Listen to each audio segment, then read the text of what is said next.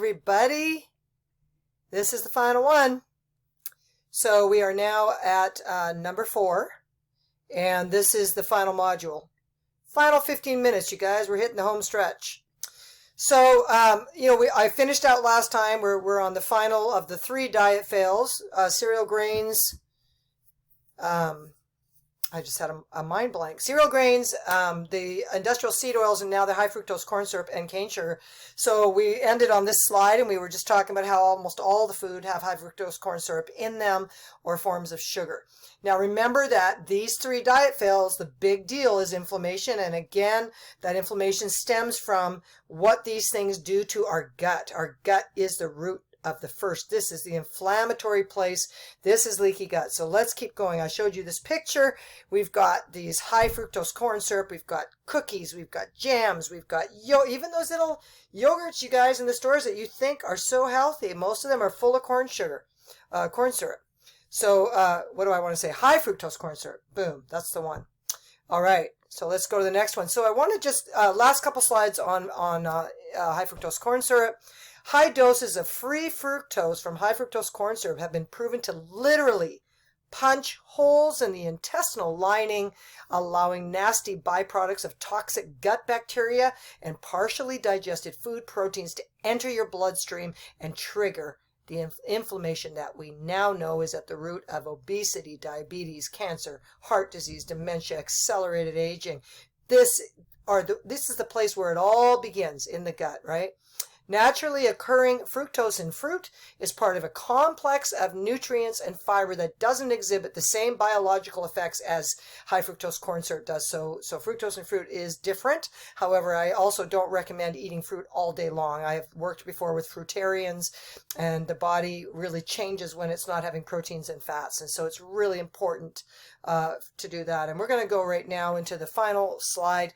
And this is what I want to say about high fructose corn syrup that also most people don't know, and I alluded to a few in the last module. High fructose corn syrup is really poison to our bodies, and you just imagine all the children growing up on this. This is their normal. Us older people, we didn't have this when we were younger, but it's very normal now. But the most shocking part is the mercury content. The process of making corn syrup, cornstarch, or corn sugar is a mercury chloralkali process. It loads the victim with one of the most toxic heavy metals in the world. The average teenager consumes 34 teaspoons of high fructose corn syrup every day, and that's heavy metals. That's mercury. Heavy metals going into their brains, thyroid glands, and vital organs. That's really important, and most people do not know the slurry that's used to make high fructose corn syrup is mercury-based. Mental health is the final thing. When we eat sugar, especially between meals or on an empty stomach, we're likely to experience low blood sugar an hour or 2 later. Basically, the more sugar you eat, the more ways your brain changes for the worse. If you do like to eat sweet things, eat them after a meal. Eat them when you've got fat or protein in your body, which slows down that glucose flying around. But only ever do this in moderation. Don't make this a regular deal, right? If you feel hungry between meals, choose raw cheese, liverwurst, eggs, meat, sprouted nuts, not a candy bar, cookie, or bread-based product. Nutrient-dense, whole, real food helps keep our blood sugar stable and puts us on an even keel mentally. And I just want to go into a few tips right now at the very end to help you with this. If you don't want to eat a meal right then, what is another thing that we can do? First of all, this quick slide is showing you that looking at that potato, and it's got an A+ satiety if you just eat that with some good butter on it and you just eat a potato. 93 calories, look at that. When you process it a bit further into those little French fries there or whatever, your satiety now looks like a C-. Look at your calories, went from 93 to 319. Then look at potato chips. Same potato, but now we have fried it, done all these things to it. 547 calories, and the satiety level, or the satiety means the feeling of feeling full, goes down to F. But when it's a real food and a whole food, back there in the beginning, so satiety is high. You feel full. So look at, the more we process, the more we change it. We need to, really look at what we're eating. So here's my first tip. Increase your fiber intake. This is what most people don't do. Fiber has fallen out of, a lot of people people are not recommending it anymore. When I grew up, we were. Now, I want to be clear here. Increasing fiber does not mean eating more cereal grains. People think fiber and they think eating more bread, crackers. No. The right kind of fiber, soluble and insoluble fiber, the kind that does not increase your glucose levels. It's not going to pump up your insulin. So you want to increase your fiber. Fiber moves through the body undigested, helping making you feel full and satisfied to kick sugar cravings to the curb. This is a good way to get over sugar. Not only that, but fiber also helps keep your blood sugar levels steady, preventing a drop in sugar levels and sidestepping some potential negative effects of sugar withdrawals. So fiber absorbs water and becomes a viscous compound that benefits constipation, diarrhea, blood sugar, blood pressure, cholesterol, and weight loss. Fiber is the bomb. Remember to drink more water once you start your fiber intakes. Also, add probiotics. Fiber is good. Probiotics are good. Together, when you take them together, they hold the key to unlocking the powerful benefits of a truly healthy gut. You got some leaky gut going on. This is the way to start. Changing the diet, getting rid of those 3 diet fails, at least mostly, and then starting to add these fibers. So the bad bacteria in your gut feed on sugar and that processed food. And when you cut it out, we want to start healing that gut. So when you first try to quit sugar, it's going to make you crave it. So the beneficial bacteria in your gut feed on fiber. Most people don't know that. They pop their probiotics not knowing that you need something for the probiotics to reseed and grow on. So if you don't eat enough fiber and you're instead eating sugar and processed food, the bacteria in your gut get out of balance. This contributes to all sorts of challenges like leaky gut syndrome, metabolic syndrome, and weight gain. So taking probiotics are good and a smart choice, but if you really want to transform your gut health and heal your leaky gut, you need to get plenty of fiber every day along with that. This will help your new bacteria get established and grow and ultimately recolonize your digestive tract. Probiotics love fiber, and these two work together. These benefits will create a healthy gut, control your blood sugar, and create easier weight loss. The recommended fiber, I'm going to go through them here real quick. Organic acacia fiber, get it on Amazon. It's wonderful. Get it in powdered form. It's high fiber content, and it's thought to help lower cholesterol, keep blood sugar in check, protect against diabetes, and aid in the treatment of digestive disorders and help heal leaky gut.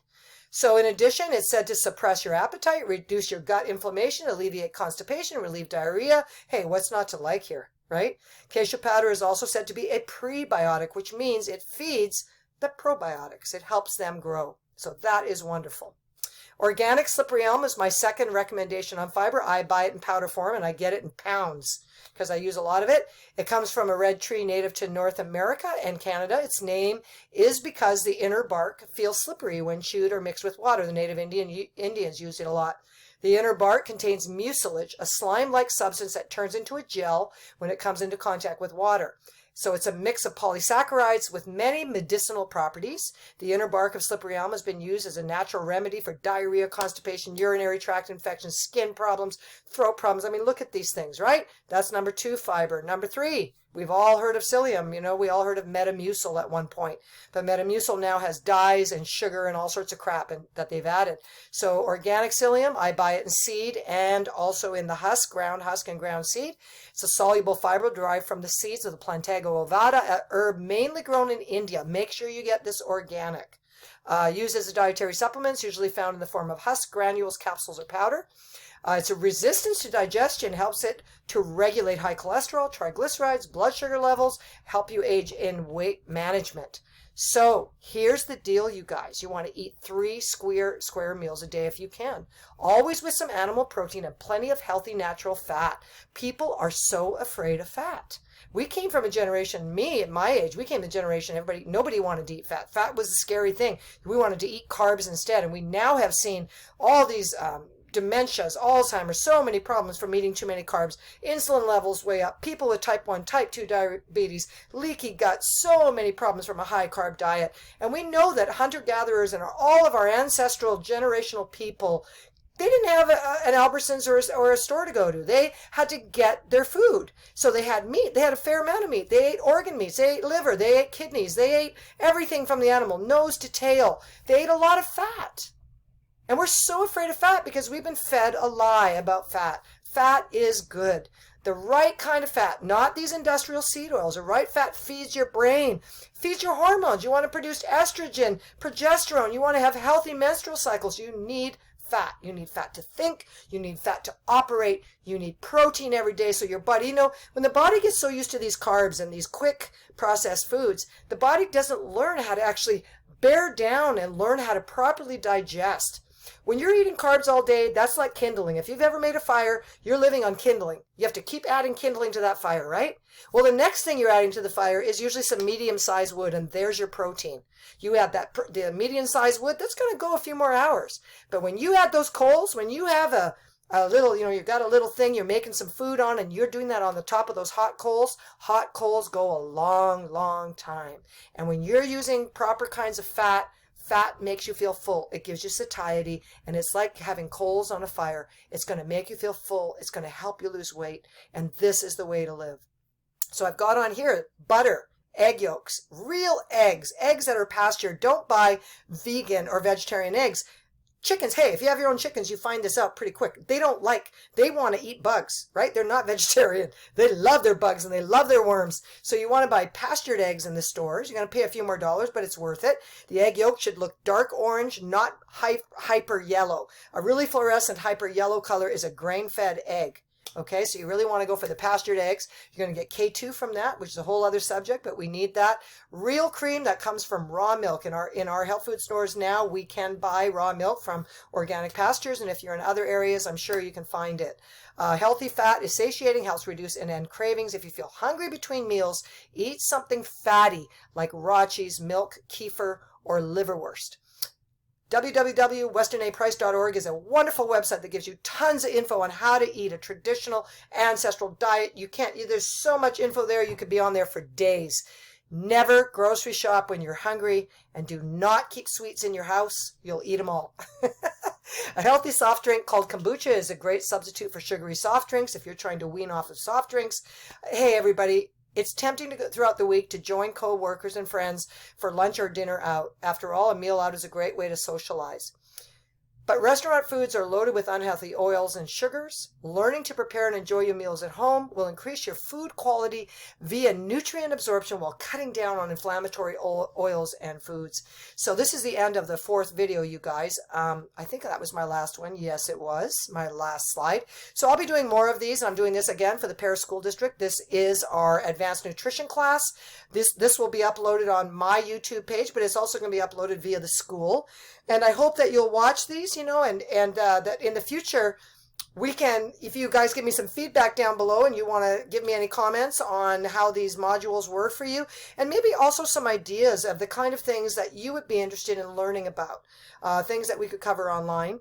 My next, because we're doing the D.R.E.S.S modules, D, this one is diet. The next one will be R. R is for rest. So we got diet, rest, exercise, stress and supplements. So stress reduction. So we're going to be talking next time about rest, and we're going to be talking about a lot of things to do with rest. How we perceive stress.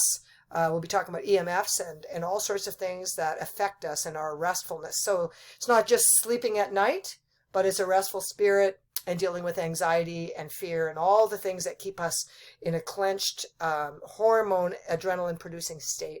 All of these come back to rest, and that's what my next set of modules are going to be. But anyway, you guys, I want to close this out. Again, I'm Wendy McPhail. My website is www.nethersprings.com. My email is nethersprings2015@gmail.com. You can also, like I said, find me on YouTube. I have a channel, and it's Nether Springs. So it's Nether Springs Health and Nutrition is my channel on YouTube. So I hope you got enough out of this to understand these three food fails, and that this will make a huge difference for you in your future, and that you can make, start keeping a journal and start keeping something where you can kind of start seeing how you're doing and improving, right?